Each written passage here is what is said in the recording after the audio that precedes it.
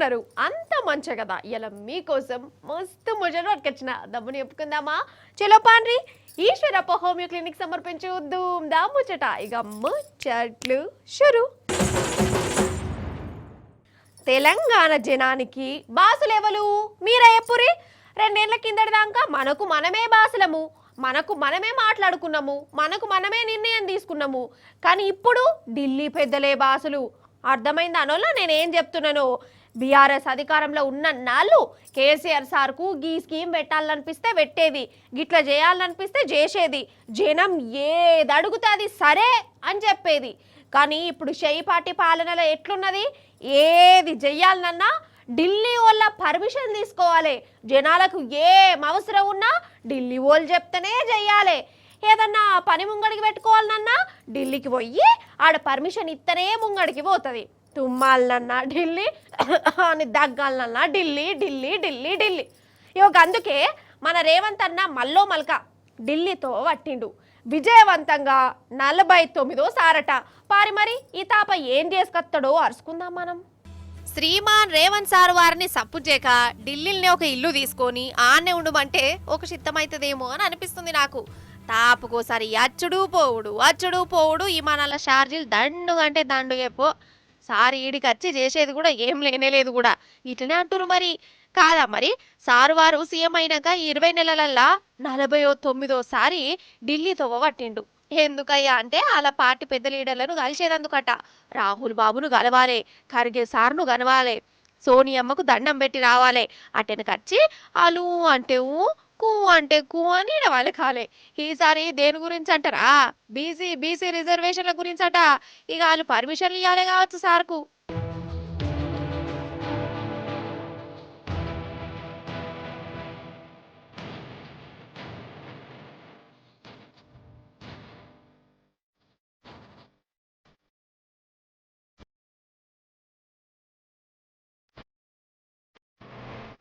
కాదు, మొన్న ఏదో ఆర్డినెన్స్ తీసుకొచ్చి ఇక బీసీలకు 42% రిజర్వేషన్లు వచ్చినాయి అన్నట్టే చేసిరు. పాలాభిషేకాలు కూడా చేసుకున్నారు. అసలు ఆ ఆర్డినెన్స్ తోనే అయ్యేది కాదు, అది కాని పని అని ఎంతో మంది చెప్పిరు. నేను కూడా వివరంగా చెప్పిన ఎట్లా అక్కరకు రాదో. ఇక సార్కు కూడా అర్థమైనట్టున్నది ఆర్డినెన్స్ కథ ఏందో. అందుకే ఇక ఇప్పుడు ఢిల్లీ కాంగ్రెస్ ఎంపీలకు బీసీ రిజర్వేషన్ల మీద పవర్ పాయింట్ ప్రజెంటేషన్ అనుకుంటా పోయిండోళ్ళ. వాళ్ళు సరే అంటే అవుతుందట. ఇక చెప్పురి కథ. అసలు బీసీ తీర్మానానికి ముద్ర కొట్టవలసింది సెంటర్ సర్కారా, కాంగ్రెస్ ఎంపీలా? జనాలు మరీ గంత అమాయకులని అనుకుంటుండ అయ్యింది. అసలు నాకు ఒక అనుమానం కొడుతుంది. బీసీ బిల్లును రాష్ట్రపతి మళ్ళా వాపస్ పంపిర్రా? అగర్సే పంపితే రాష్ట్రపతి మేడం ఎందుకు పంపింది? ఏమేం తప్పులున్నాయి అని చెప్పి పంపింది? అది జనాలకు చెప్పవలసిన జిమ్మెదారీ రేవంత్ సార్ మీద ఉన్నది కదా. చెప్పలే, మరి ఎందుకు దాస్తున్నట్టు?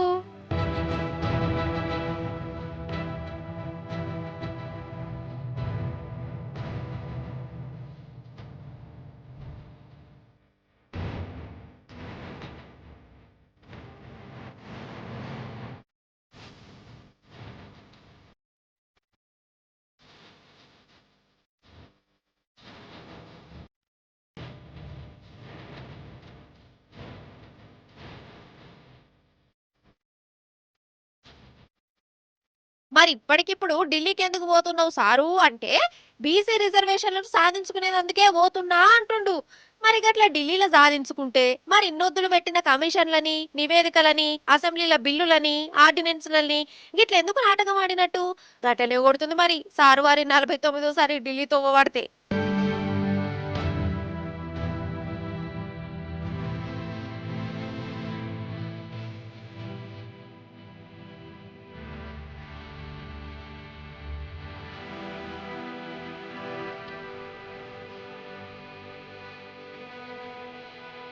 అసలు రిజర్వేషన్లు మొత్తం 50% దాటనే దాటద్దు అని సుప్రీంకోర్టు చెప్పింది.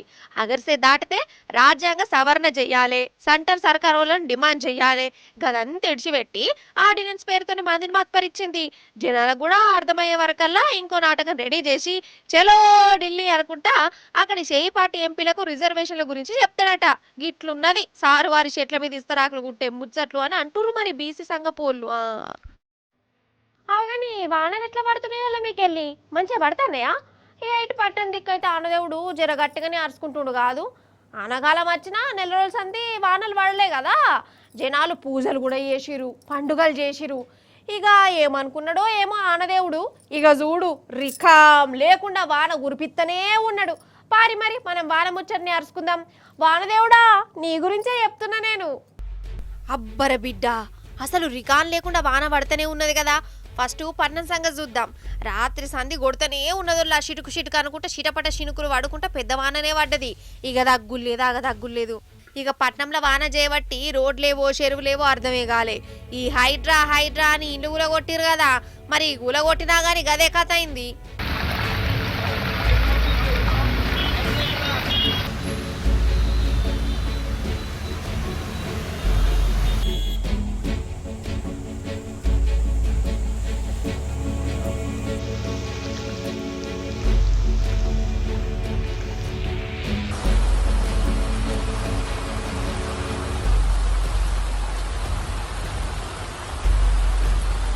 ఇక ట్రాఫిక్ జామ్ గురించి ఎంత తక్కువ చెప్పుకుంటే అంత మంచిది. దిమాగ్ ఖరాబ్ అవుతుంది. ఈ నడుమ వాన లేకున్నా పట్టణంలో ఉత్తగానే ట్రాఫిక్ జామ్ అవుతుంది కదా. ఇక ఇప్పుడు చూడాలి, నరకం అంటే ఏందో కనబడ్డది. బోట్ల మీద కూడా పోతురులా.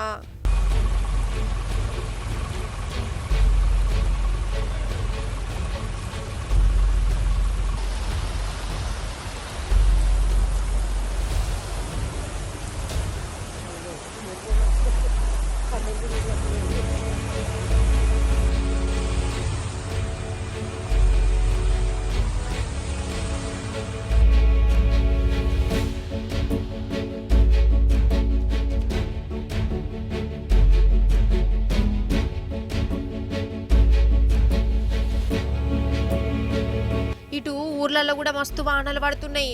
గా మొలుగులను అయితే 25 సెంటీమీటర్లు పడ్డదట. 5 సెంటీమీటర్ల వాన అంటేనే పెద్ద వాన కిందకి వస్తుంది. 25 సెంటీమీటర్లు అంటే ఎట్లుంటుందో మీకే ఏడ్చి పెడుతున్నీగా.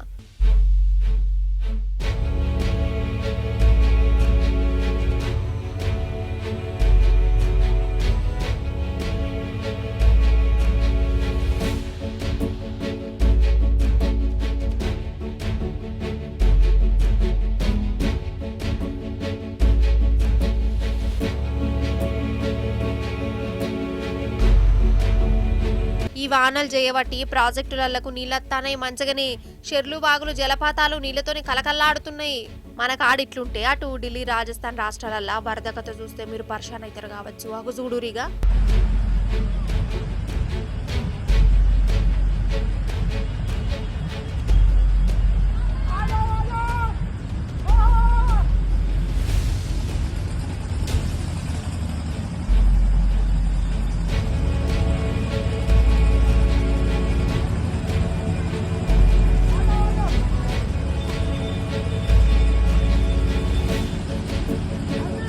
ఇది రోడ్డే, స్విమ్మింగ్ పూలో బీచో కాదు. రోడ్డు దాటాలంటే ఇట్లా ఈత కొట్టుకుంటా పోవాల్సి వస్తుందట ఢిల్లీలా బీచపోల పనితనం గిట్లున్నది అని ప్రతిపక్షపోలు గరం అవుతుర్రు. అన్నట్టు మనకెళ్ళి ఇంకో 3 వద్దులు పెద్ద వానలుంటాయి అని అంటుర్రు. జర బయట కట్టేకు వెళ్ళకుర్రి, ఉత్తదానికి పచ్చదానికి ఏమంటున్నా. హరిహర వీరమల్లు సినిమా ఎప్పుడోలా టాక్స్లకు వచ్చేది? రేపా ఎల్లుండా? టికెట్లు కొనేటోళ్ళు కొన్నారా మరి? రేట్ ఏ పాటు ఉన్నది? టికెట్ రేట్లు పెంచినట్ట కదా పవన్ అన్న సినిమా అని. మన ప్రభుత్వమే టికెట్ రేట్లు పెంచుకోమని చెప్పింది. కానీ ఈడ మీకు ఒకటి చెప్పాలి, ఈ పుష్ప సినిమా వచ్చినప్పటి సీన్ మీకు యాద్ చేపియాలి నేను. అప్పుడు శ్రీమాన్ రేవంత్ సార్ వారు ఏమన్నాడో మీకు మతికి దేవాలే. మతికి వచ్చిందా? టికెట్ రేట్లు పెంచులేదు, బెనిఫిట్ షోలు ఉన్నాయి, జనం ముఖ్యం అని మస్తు ముచ్చట్లు చెప్పిండు కదా. సరే అని అనుకున్నా, కానీ ఎప్పట్లెక్కనే సారు వారి ముచ్చట్లు ఉద్దర ముచ్చట్లు అని తెలిపింది. అగో పుష్ప 2 సినిమా అప్పుడు రేవంత్ అన్న అసెంబ్లీలో చెప్పిన ముచ్చట ఇన్నురి హిందీలా. आप बिजनेस कर लो, आप पिक्चर निकालो, पैसे कमाओ, सरकार से इंसेंटिव्स ले लो, सब्सिडीज ले लो, स्पेशल प्रिविलेज शूटिंग के लिए जो होना है वो मांगो, मगर किसी का हत्या होने के बाद, किसी का जान चलाने के बचाने के बाद, किसी का जान लेने के बाद आज स्पेशल प्रिविलेज मांगे तो ये सरकार में नहीं मिलने वाले. मैं जब तक मैं कुर्सी में रहता हूं तब तक नहीं देता हूं. ఇన్నరా, నేను కుర్చీలో కూర్చున్నంత కాలం బెనిఫిట్ షోలు, సినిమా టికెట్ రేట్లు పెంచుకునేందుకు పర్మిషన్ ఇయ్యనే ఇయ్యా అని చెప్పిండా. మరి ఇప్పుడు ఏమాయే? హరిహర వీరమల్లు సినిమాకు రేట్లు పెంచుకోమని పర్మిషన్ ఇచ్చిండు, స్పెషల్ షోలు కూడా చేసుకోవచ్చని చెప్పిండట. మరి ఇదేం మాట, ఇదేం నాలుక మర్రేషుడు, ఇదేం మాటది. ఇప్పుడు నేను చెప్పేది అబద్ధమైతే సినిమాకు పైసలు పెట్టిన రత్నం సార్ ఏమన్నాడో ఇనుర్రి. తెలంగాణలో ఈ మధ్య జరిగిన ఇన్సిడెంట్ వల్ల తర్వాత మాకు రేట్లు ఇవ్వలేకపోతే ఇక్కడ వచ్చున్నారు. ఆయనే నాకు మన రోహిన్ రెడ్డి గారు ఆయన ఇప్పించారు. ఇమీడియట్గా ఈరోజు మనకి ఈ సభామూలంగా రేట్లు కూడా వచ్చేసి స్పెషల్ షో కూడా వచ్చింది. థ్యాంక్ యూ చేస్తున్నాను. ఇన్నరా, రోహిన్ రెడ్డి చేయబట్టి మాకు స్పెషల్ షోలు, టికెట్ రేట్లు పెంచుకునుడు ఇవన్నీ చేసిండు రేవంత్ సారు అని అన్నాడా. ఈ రోహిన్ రెడ్డి ఎవరంటే మన రేవంత్ రెడ్డి సార్కు ఖాస్ దోస్తట. దోస్త్ అడిగితే ఇక పెంచుకోపో అని చెప్పిండట. మరి ఈడ జనం పానం యాదికి రాలే. పుష్ప సినిమా అప్పుడే జనం పానం మీద సారు తనలాడుతాడు గాని గురువు చంద్రబాబు సార్తో పొత్తు పెట్టుకున్న పవన్ కళ్యాణ్ సార్ సినిమాకు మాత్రం గారులు గీళ్ళు ఏముండయి. అంటే ఈడేమర్థమవుతుంది, అల్లు అర్జున్ ఆనాడు రేవంత్ సార్ పేరు మర్చిపోతేనే కుత కుత కుత కుత ఉడికిపోయి పగబట్టిండు అని అన్నట్టేనా కాదా? ఈ మాట నేనంటలేను, అల్లు అర్జున్ అభిమానులే చెప్తురు. మరీ గింత ఘోరమా? సీఎం ఉన్నంత కాలము రేట్లు పెంచుడుండనే ఉండదని అసెంబ్లీ సాక్షిగా చెప్పి ఇక ఇప్పుడు గిట్లా చేసిండంటే సారు కుర్చీలకెళ్ళి దిగిపోయినట్టేనా? మరి ముఖ్యమంత్రిగా రేవంత్ సార్ లేడా ఎట్లా? వేరేటోళ్ళకి అప్పచెప్పిండా ఏంది? ఏమో పట్టుర్రి. అయితే ఏం లేదల్లా, చిన్న ఉన్నప్పుడు మా ఫ్రెండ్ రజితాను ఉండేది. ఆమె ఎప్పటికి ఏదో ఒకటి దొంగతనం చేస్తూనే ఉండేది. ఓసారి పెన్ను దొంగతనం చేసేది, ఓసారి బలపం తీసుకునేది, ఓసారి షాక్మార్ దొంగతనం చేసేది. ఎప్పటికి ఏదో ఒకటి చేస్తూనే ఉండేది. నాకు భలే గమ్మత్ అనిపించేది. కానీ చిన్నప్పుడు చేస్తే చేయని, కానీ పెద్దగైనాక మంచిగా అనిపించదు దొంగతనం చేస్తే కదా. అయితే ఇప్పుడు గిదెందుకు యాదకి వచ్చిందంటే, నాకు ఒక దొంగోడు దొంగతనం ఎట్లా చేసిండో ఎరికేనా? నాకు చిన్నప్పటి దొంగతనాలన్నీ యాతగచ్చేటట్టు చేసిండు. ఇక ముచ్చటనే చూడు మీరు దబ్బునా. నిజంగా మనం ఎంతో మంది దొంగలను చూసినాం. పెద్ద పెద్ద దొంగలు, గజ దొంగలు కూడా మనం ముచ్చటాలకు వచ్చిరు. ఇగో ఇప్పుడు ఈడు కూడా దొంగోడే, కానీ ఇంత దొంగ. ఆనికి పైసలద్దు, పర్సులద్దు, నగలద్దు, ఇనుప సామాన్ అసలేయద్దు. కావలసినవి ఖాళీ బుక్కులు, పెన్నులు గంతే. అగో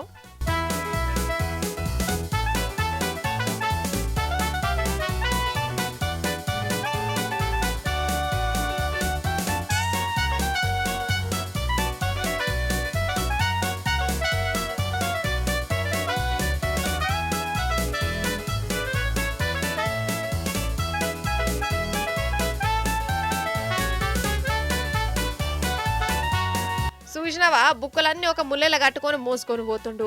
పాత పేపర్లు కొనేటోళ్ళకి అమ్ముతాడా ఏందసలేడు? ఓరి వారి, అవి పిల్లలు చదువుకునే బుక్కులు రా, కొత్త పుస్తకాలు, వాటిని ఏం చేస్తావురా నాయనా?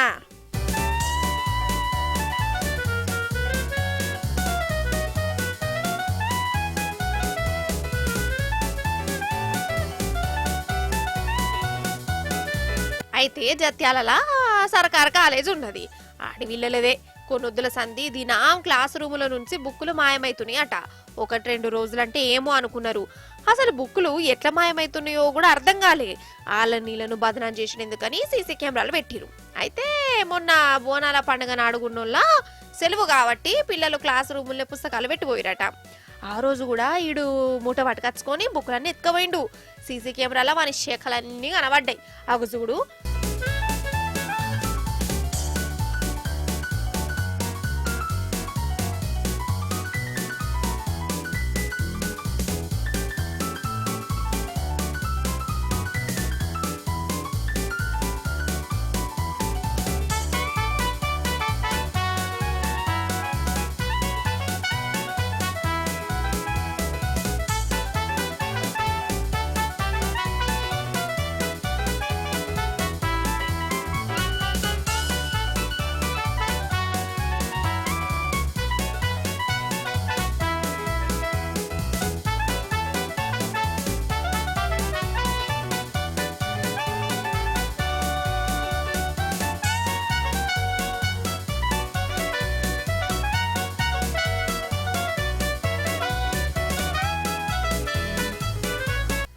ఇంకోటి చెప్పాలి. ఇదే రూమ్ లో కంప్యూటర్లు ఉన్నాయి, పెన్ డ్రైవ్లు ఉన్నాయి, గడియారాలు ఉన్నాయి, బట్టలు ఉన్నాయి, పర్సులు కూడా ఉన్నాయి. కానీ వాటిని వీడు అసలే ముట్టుకోడు. ఈయనకి కావాల్సిన ఈ బుక్కులే అయ్యే పట్టుకొని పోతాడన్నట్టు. అంటే దొంగతనంలో కూడా నియ చూయిస్తుండు, సిన్సియారిటీ వాటిస్తుండు. ఇక ఈడెవడు బుక్కులు ఎందుకు ఎత్తుకపోతుండు గవన్నీ అరుచుకునే పనుల పోలీసులు పడ్డారు. చూసినావా దొంగలల్లా తీరొక్క దొంగలుంటారు, అసంటి దొంగలల్లా ఈడో ఇంత దొంగ అన్నట్టు. ఇప్పుడు మనము జంతు ప్రపంచంలోకి పోదాం. ఏమంటారోలా? ఈ నడుమ జీవాలనట మనం ఎక్కువ చూయిస్తలేమాట. అవి మస్తు మస్తు మస్తు ఫీల్ అవుతున్నాయి. చూసినావా ఎంతసేపు రాజకీయ ముచ్చట్లు దొంగల ముచ్చట్లే చూయిస్తురు. మేమేమో గింతగనం సాహసాలు చేస్తున్నాం, మమ్మల్ని ధూమ్ధామ్ ముచ్చట్లోళ్ళు దేక్తలేరు అని బాగా నారాజు అవుతున్నాయి అట్నోళ్ళ. అడవిలా మీటింగ్ పెట్టుకుని గిదే చర్చాకార్యం పెట్టుకునేయట. అయితే ఉత్తగానే అన్నా కానీ అసలు ఇవాళ జీవాలను ఎందుకు పట్టుకొచ్చినా అవేం చేసినాయి ఏంది కథ సుద్దురట్రారు మీరు కూడా. అగోగోవో ఆడేమో కొండశీలువ ఉన్నట్టున్నది కదా, కొండశీలువేనా హనుమకొండనా ఏదో ఒకటి రారి మరి చూసేద్దాం. నిజమేనోల్లా, ఈ జీవాలు జనాలను గోసబుచ్చుకుంటున్నాయని అనద్దు గాని పర్షాన్ అయితే చేస్తున్నాయి. ఫస్ట్ ఇగో చూసిరా హన్మకొండ పాము, గదేనోళ్ళ కొండ శిలువ, వామ్మో చేతికి చుట్టుకున్నది కదా. అయితే వనపర్తి జిల్లాకు వచ్చింది ఈ కొండ శిలువ పాము. ఈ లింటర్స్ వచ్చి పరుపుల జాక్కున్నదట. పరుపుల పాములు పట్టి అన్నను వెలిపిస్తే దాన్ని ఉపాయంతో గిట్ల దొరకబట్టిండు.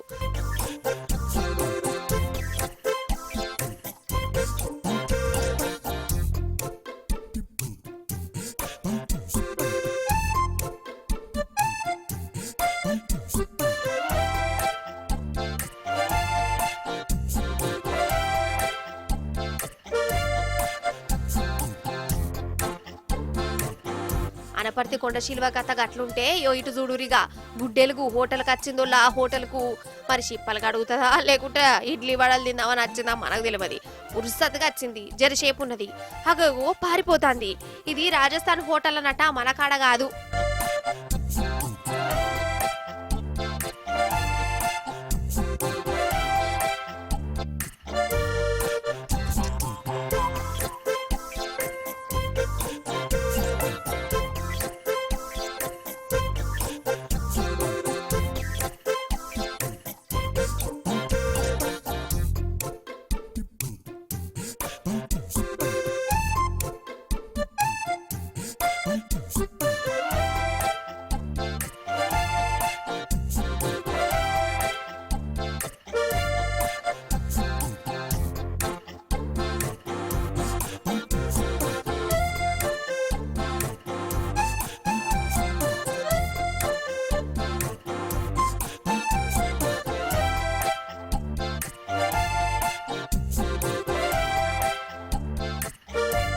ఇక ఇప్పుడు గీ ఎద్దు ఇదేమో డైరెక్ట్ పోలీస్ టౌన్లకి వచ్చింది.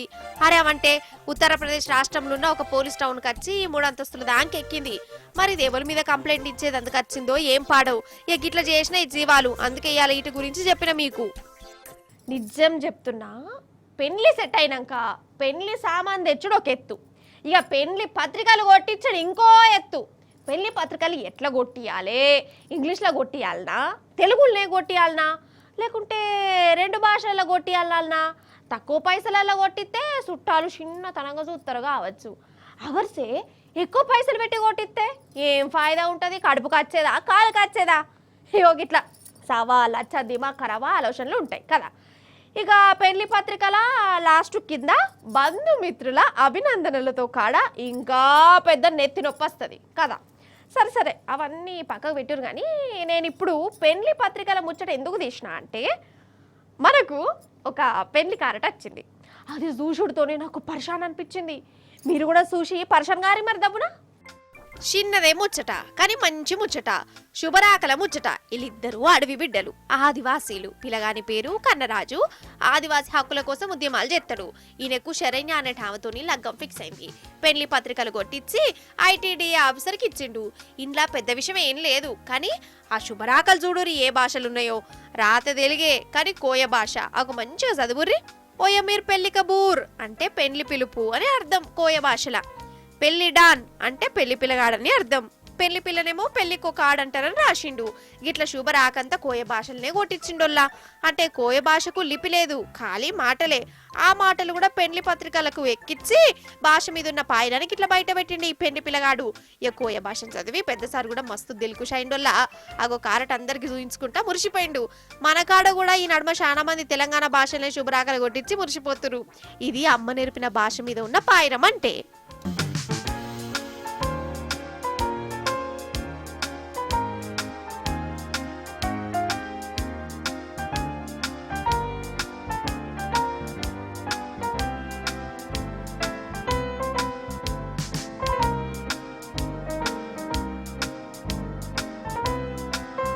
నిజంగా నాకు ఇప్పుడు రాష్ట్రాన్ని చూస్తుంటే ఏమనిపిస్తుందంటే మనది వరి వండిచ్చే రాష్ట్రం, కాకపోతే ఇప్పుడు చూస్తుంటే గంజాయి వండిచ్చే రాష్ట్రమా ఏంది అని అనుమానం కొడుతుంది. ఓ పిల్ల గంత పెద్ద మాట అంటే ఏంది అని అంటారా? ఇంత పెద్ద మాట కాదు. ఈ హైదరాబాద్లో ఒక పిల్లగాడి చేసిన కళ చూస్తే మీరు ఇంకా నాకంటే ఎక్కువ అంటారు కావచ్చు. దబ్బున చూడరు కాముచ్చట్నే. ఫస్ట్ అయితే ఇది చూడుర్రి, అసలు ముచ్చట ఆటేరుగా చెప్తా గాని. పక్కకెళ్ళన్నా, ఎందుకు ఓపెన్ చేయాలి? పక్కకెళ్ళు. కన్నా కన్నా ఇక అమ్ముండు కన్నా, వాడు ఏదో చేసేలాగున్నాడు. ఎందుకన్నా? దెబ్బ తగులుతుంది, పక్కకెళ్ళన్నా. దెబ్బ తగులుతుందన్నా, పక్కకెళ్ళు. పక్కకెళ్ళన్నా, పక్కకెళ్ళన్నా.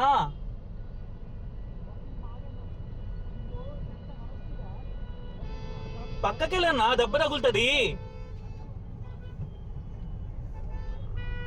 Thank you thank you boss. చూసిరా, ఇది కొసర ముచ్చట్నే. ఈడు గంజా వేసిండు, హైదరాబాద్ రోడ్ల మీద తిరుగుతుండు. మూసాపేట కాడ కారు మీద ఎక్కి ఒక ఇట్లా పిస్స పిస్స చేసిండు. కార్లున్నోళ్ళు బతిలాడినా ఇన్లే, పక్క పొంటోళ్ళు అని బలిమీటికి అవతల నూక్కవైరు. సరే వీనికి అతి ఇట్లుండని. గంజాయి తీసుకున్నోనికి సోయుంటదా అనోల్లా? బీపీ మీద ఉంటాడు, రాక్షసుడే అనుకోవాలే. పొడిచినా పొడతాడు, కొట్టినా కొడతాడు, అంత డేంజర్ అన్నట్టు. అసంటోళ్ళు పట్నమంతా తిరుగుతూనే ఉన్నారు. ఈ ఏడాదిన్నర సంధి మన రాష్ట్రంలో ఏడజూడు గంజాయి బ్యాచీలే కనబడుతున్నాయి. పోలీసులకు ఎన్ని దొరుకుతలేవు, దేవులు ఆడుతూనే దొరుకుతురంటే ఇంకా దొరకనోళ్ళు ఇంకెంతమంది ఉన్నారు ఏంది కథ? పట్నంలా గంజాయి బ్యాచ్ ఒక దిక్కు, డ్రగ్స్ ఇంకో దిక్కు, విచ్చలవిడి అంటారు చూడు. అగో గట్ల ఉదర్ కామాలి ఇదర్, ఇదర్ కామాలి ఉదర్ అన్నట్టు నడుస్తుంది. ఇగో ఈ డ్రగ్స్ చూరాదురి బుజారని నడే దొరకబట్టిరు. కుకైనట కుకైను హైదరాబాద్లా సప్లై చేస్తారట. ఇక చెప్పురి, మన హైదరాబాద్ పట్టణమే కాదు రాష్ట్రం మొత్తం మత్తుల్నే ఉంటుందన్నట్టే కదా. అసలు పాలన ఉన్నదా? పట్టించుకునేటోడు ఉన్నాడా? గింతమంది గంజాయి డ్రగ్స్లలో ఎందుకు మునిగిపోవాల్సి వస్తుంది? భయం లేకుండా ఎందుకు అవుతుంది? ఇది మీరే ఆలోచించాలి. నేనైతే చెప్పా, చిన్న పిల్లగానికి కూడా అర్థమవుతుంది అప్పుడు గట్లెందుకున్నది, ఇప్పుడు రాష్ట్రం గిట్లెందుకు అవుతుంది అని. ఈశ్వరప్ప హోమ్ క్లినిక్ సమర్పించు ధూమ్ దా ముచ్చట. గిబ్బుల్లా గ్యాల్టీ ధూమ్ దా ముచ్చట్లు మంచిగున్నాయి కదా, మస్తు అనిపించినాయి కదా. మళ్ళీ వచ్చినప్పుడు ఇంకెన్ని మస్తు మస్తు మస్తు ముచ్చట్లు పట్టుకొస్తా. అప్పటిదాకా ఏం చేస్తారు? చూస్తూనే ఉండాలి T News. Tata bye bye నమస్తే, నేను పోయేత్తా.